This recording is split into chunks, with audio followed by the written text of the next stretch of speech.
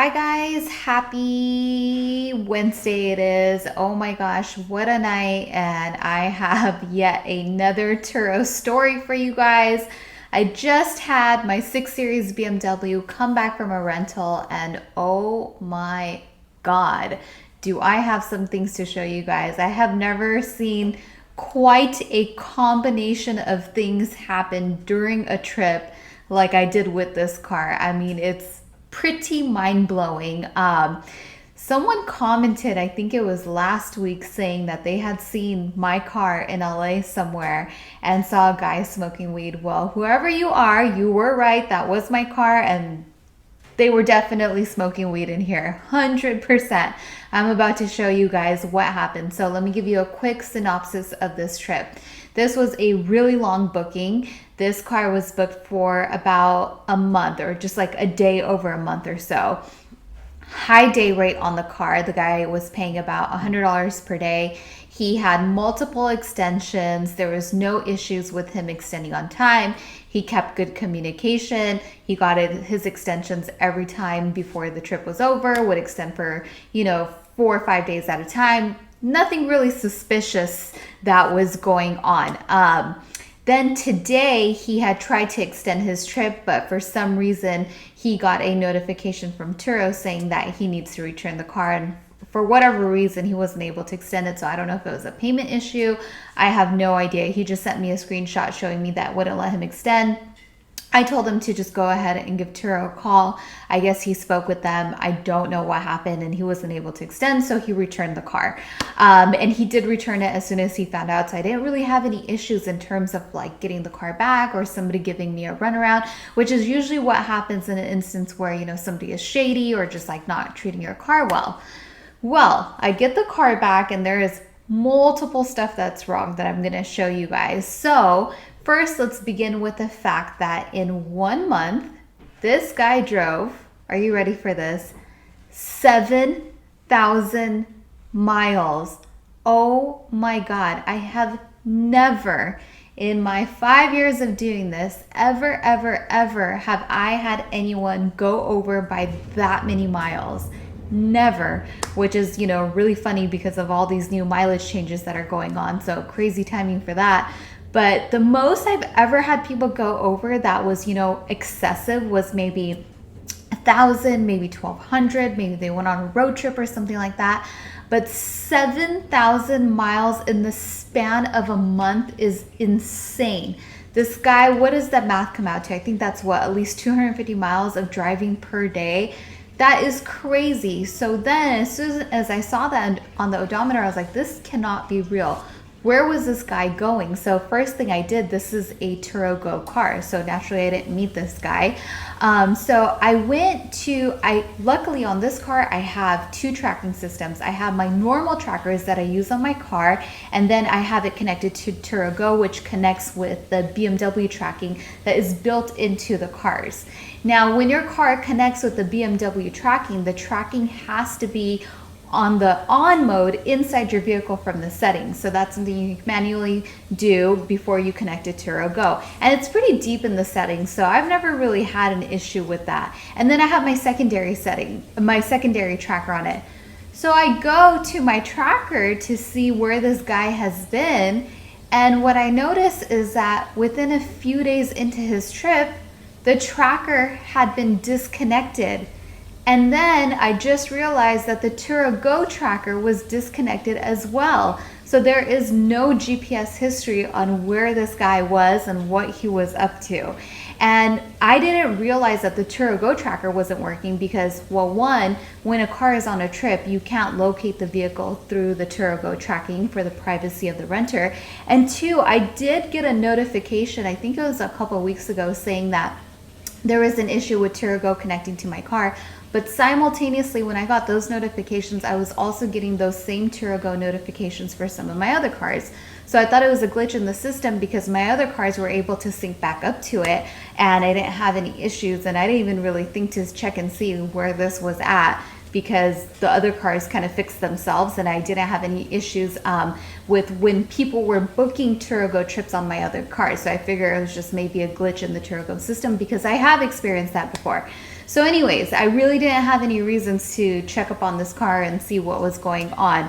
But holy cow, let's go take a look at what all has happened to this car. Okay, so here she is. First, right off the bat, the number one thing that I noticed, that is my original tire. Correction, guys, I was just getting ready to file my claim and I was double checking all the photos from pre-trip and post-trip, and this guy almost got me. That was not my original tire. He did put a smaller size even on the passenger side. They're both Michelin's, but mine's were different, so I'm so glad I caught that before I filed the claim. So now I have to claim that tire as well. So he changed both back tires on the right hand side, and the guy replaced the tire here on the left hand side with this really random tire. And the sucky thing about this is that he put a different size tire on. So this is 275 and the other side is, I believe, 285. So he's been driving for God knows how long on two different tires. That is just crazy. Okay, so that's just to begin with. Well, as I'm doing my inspection and I'm walking around the car, I open the trunk, and in the trunk, shoot, trunk is locked. 1 second, guys. Let me unlock the trunk. Okay. So as I open the trunk, I am gifted with brake pads. So I guess if you're driving 7,000 miles in a month, naturally you would change brake pads and swap out a tire. My other tires are super worn. Right here you can just see the outer edge of this tire wore like crazy, and shoot, this is turned in a little bit, but there is a huge bubble right here on the lip of the tire. So that probably means that there is a bent rim going on here. And you can just see how thick the dirt is on the rims, and it's just not good. Not good at all. Now, for my friend who said that you saw my car in LA and a guy smoking weed in it, well, you're absolutely right. The car is filthy. It smells disgusting. There is weed all over here, but if you look inside of the compartment, and don't worry guys, I've already disinfected this like crazy. He left me a little present with all of this weed and lighters, and it's just horrible. I don't have the key to the car, but on the screen there's just a bunch of notifications for, the brake system wasn't properly reset, the cruise control isn't acting right, and it's probably because he's been driving on two different size tires. And on BMWs specifically, when you have different size tires that don't go with the car, these cars freak out pretty badly. Okay, so let's round up what all of the issues are. Major weed smoking smell, the car is filthy, all my tires are completely worn. He changed the brakes on the car. I don't even know what he used. I gotta get this all checked out. Wrong size tire on the left-hand side of the car, on the driver's side of the car. My other tires are all completely worn out. Definitely a bent rim in the front right. I could see a huge bubble on that tire, so that tire is a no-go. I mean, this guy just drove the living crap out of my car, and it sucks because when he picked up the car had 34,000 miles on it. It was still within warranty, and he drove it out of warranty, which is just so, that really, really sucks. I've never had anyone drive that many miles on one of my cars, especially in such a short amount of time. It's crazy. So for the cherry on top, after I got the car back and stuff, and I was investigating a little bit further as to what happened, one of the things that I did was I took his phone number and I looked it up on Google. I just did a reverse phone number lookup, and turns out that this guy, if it's the same person, because the names do match and the phone number does match, runs an escort service. So I guess that makes a lot of sense as to why the situation is what it is. And of course, do I like these situations? I don't. It's a pain to have to file the claim, especially when it's stuff like this. It sucks because Now I'm gonna wanna do a full fluid flush on my car. I'm gonna take it into a dealership tomorrow because there's so many lights that are up on the panel, and I gotta figure out what kind of brakes he put on it. I need them to reset everything. I gotta go get the tires done. I mean, there's a lot of maintenance that I'm gonna have to do to it. And sometimes when it comes to sort of these more maintenance items during a trip, because it's not some sort of physical damage or really even mechanical damage, that becomes very tricky in getting reimbursed for by claims. So I'm going to try to have to figure out what I can do, how I can talk to claims to see what else they can do to help me to really make sure I rehabilitate this car and that it's in great driving condition, which is the way that I gave it to him. So on the platform, this is considered a super deluxe car. So, you know, he had to put down a fat deposit to rent this car to begin with. He was paying a high day rate. So these are really not the indications that you're getting somebody who is going to abuse your car. In fact, they're the complete opposite, which is why generally I've never really had issues with this car, because it's just a different profile of a renter. And unfortunately, this one time that was not the case. I am glad that there's no body damage done to the car, no cracked windshield, no burns from the weed on my seats. So I'm glad that those issues didn't happen, but this is going to take some time. I'm going to try to get through these things as quickly as I can. And that is really the important thing, is one, that you document everything really, really well. So of course, before submitting the claim, I went back and I checked all my pre-trip photos, right? So I want to make sure that you can clearly see the tires.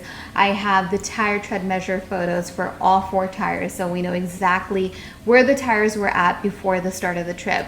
Obviously, this guy wasn't smart enough to take the brake pads out. Had he had not taken them out, I probably would have not known that he had changed the brake pads. And then, of course, most importantly, the tires. Please be so familiar with your car.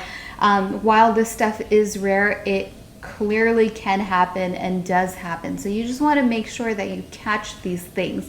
These are all things you'll learn over time if you are getting into Turo. I know for a lot of people out there, when things like this happen, it's pretty tough to deal with.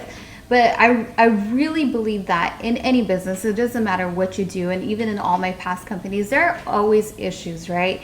And that is why you have certain things set in place, like insurance, for example, is so that you don't have to worry about this. When this stuff does happen, you want to rest assured that it is going to be covered. And of course, that is with the caveat that, you know, you are doing your part in documenting everything thoroughly, so that if you do need to make a claim, you can be reimbursed for all the damages properly because you had that documentation. Now, when it comes to the mileage, I've never experienced a claim where I've had to submit that much mileage overage.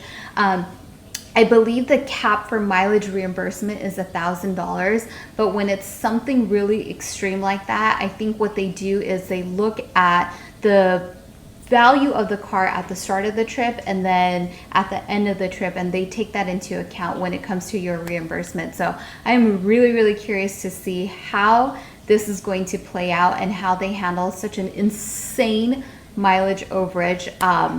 It's just crazy. I'm at a loss of words for this. You know, there's not much else you can do. You have to just, you know, be really content with the fact that you've done all that you can do. Look, I had 2 trackers in this car. Had the guy not come back with this car and just decided to take off with it and ride off into the sunset like Thelma and Louise, you know, I did what I could. You can't do much more than having 2 trackers in the car. If somebody is really out there to take a car and mistreat it and abuse it, then they'll find ways to do it, just like this guy did. And that's where you just have to really rely and, you know, feel confident in the insurance that you have, and that, you know, things will be taken care of, and don't let it stress you out. Like, does this stress me out? It really does not. I'm going to finish up this video. I'm going to go have dinner. Come tomorrow morning, first thing, this is going to go to the tire shop. After that, no, first it's going to get a car wash, a really thorough, clean car wash, because it's disgusting. In fact, I'm going to change my clothes because I just sat in that. Then it's going to go get tires, and then it's going straight to the dealership to get a little checkup and figure out what maintenance I need to get done on it. So you just move strategically, step by step, and you get it handled, right? That is what it means to be in business. That is what it means to earn that dollar for yourself and not get a paycheck. And you're creating it for yourself, and so you really have to work for it. This is one of the situations where I'm going to have to work for it. Of course, I will bring it to Turo's attention.